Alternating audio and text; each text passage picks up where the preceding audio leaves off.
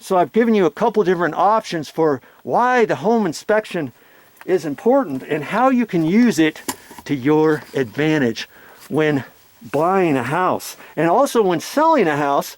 All of these things, usually the buyer who's going to come in, he's going to have his home inspector is going to find it, and they're going to start saying stuff. So if I as the owner now wanted to sell my house and I saw all the things that needed to be done down here and all the shavings, wood shavings and stuff, I'd clean all that stuff up myself and get all this stuff picked up, swept up, cleaned off, tightened up, and anything that I thought I could do, I would do that first before I put the house for sale, because more than likely the new projected buyer of your house is going to have his home inspector, he's going to catch it.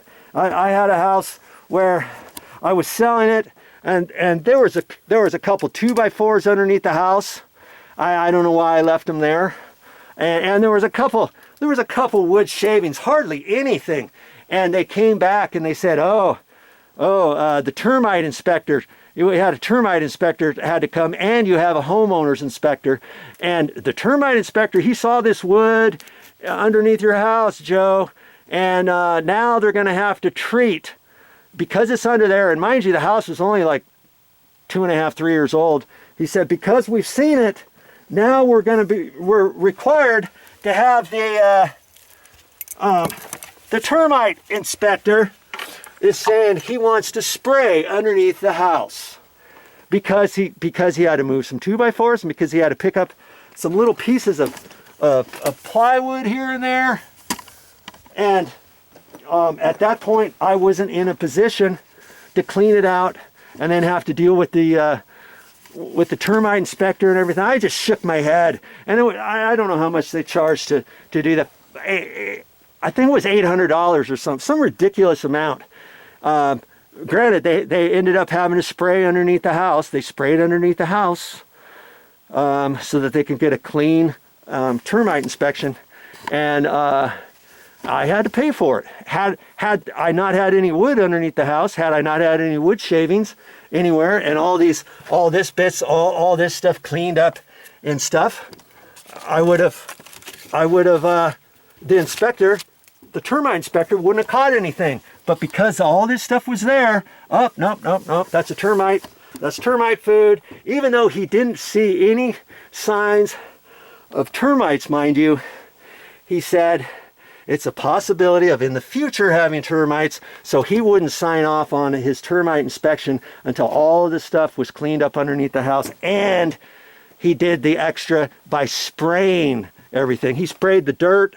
He sprayed the wall. He sprayed everything because he could get under there and crawl under there and all that.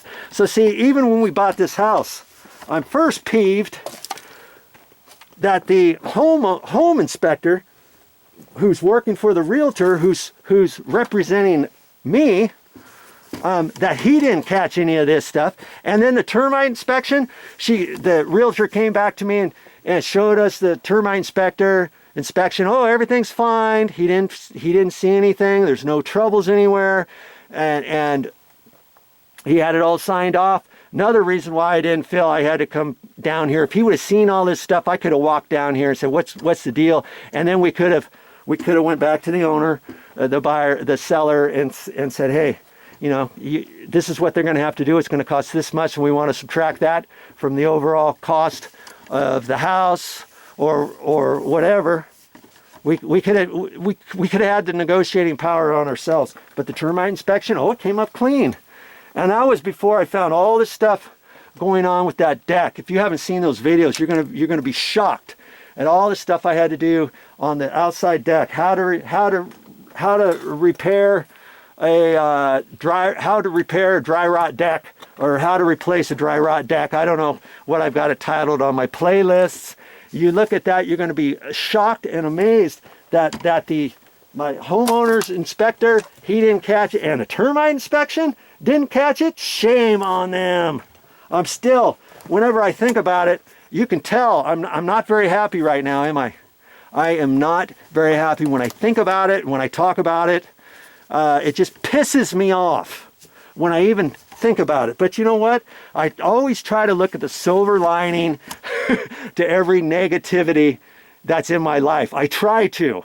I'm not saying I'm a perfect person by any means, okay?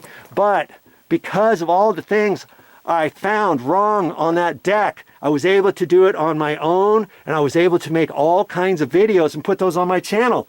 And it you know, it didn't cost me that much. It was like my own little classroom. For 2 months I worked at it, and it was like my own little classroom. And I could share all those videos with you and anybody else who wanted to watch them on my channel. And I'm doing the same thing now underneath here for you know, later on, cleaning all this stuff up and making these videos on what a home inspection should be, and a termite inspection and all that kind of stuff, and fixing things. And I'll be wrapping this, and I'll be able to show you that, and wrapping some other ones, wrapping the plumbing pipes that need to be pipe wrapped. And I don't know, I think there's a few other little choice things that I have to do down here too. And because they weren't caught, I'm the lucky one who gets to fix them now. And I get to bring it all to you through the videos I make for you. So like I say, there's a silver lining for everything. I'm just, you know, see this value that you get when you watch Joe's videos. Hey, whenever I find something that might be interested to you, I'm gonna show it. Yeah, so hey, I'm still thinking about that every once in a while.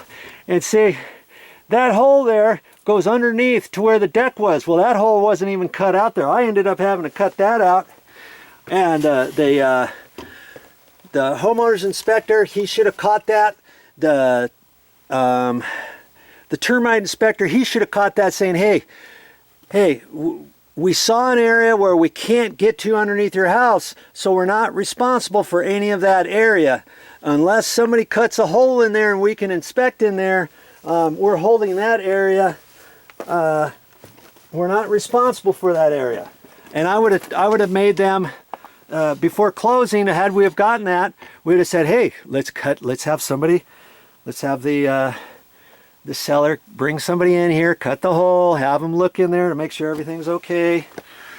And then we could have seen in there, and then we could have seen underneath the stairwell, there's another piece of plywood going across where the stairwell is. And that was, they wouldn't have been able to look under that. And then I would have said, have them cut a hole in that, look under the stairs and see how that looks, because that area looks suspect to begin with, because the concrete stones on the deck were a little uneven when we looked at it, and I didn't know what was causing that.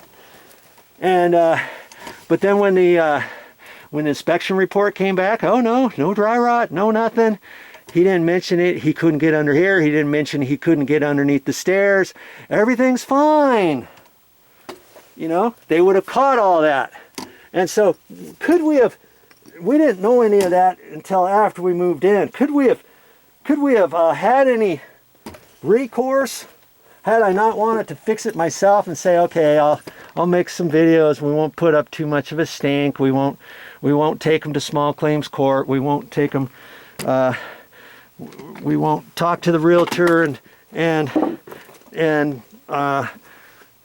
ask her to get it resolved with the previous buyer, or through the closing, through the title company. You know, somebody's insurance should pay for that, right? Even the realtor's insurance, or somebody needs to get sued, or small claims court or something. We could have gone all kinds of different areas to get some sort of recourse. But you know, you can decide for yourself what to do. I decided to go ahead and fix it, and it gave me a chance to make, like I say, make all those extra videos and stuff, and there you go.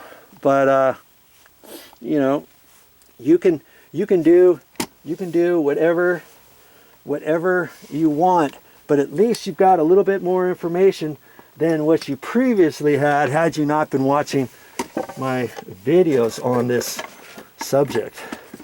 Okay? Okay. Whew. And on the last note, for buyers and sellers of houses, if you're a buyer and you want to buy a property, I'll even show you how to get a set of plans, an approved set of plans, and whether or not the house has any room additions, remodels, kitchen remodels, water heater replacement, air conditioner replacement, deck replacement, pool add-on, all that kind of stuff. I'll show you how you can check that. It's something that you could check on your own, and it's not that hard. Anybody can do it, and I explain that too. So look under how to get a set of plans for a property, or buyer and seller recommendations before selling a house, or before buying a house, you know, different things like that. Look up on my channel under my playlists, or just on my search box. And if you go to my channel, you're inside the channel, then go to the search box and type in something like that. How to get a set of plans for a house. What to do before buying a property. What to do before buying a house. What to do before selling a house. Top 10 things to look at when buying a house. Top 10 things to do before selling a house. I mean, whatever it is, you'll be able to find whatever I've made on my channel. Okay? All right, enough of that. Back to work I go. I've got to screw this last ceiling box up. So let's get back on point, shall we?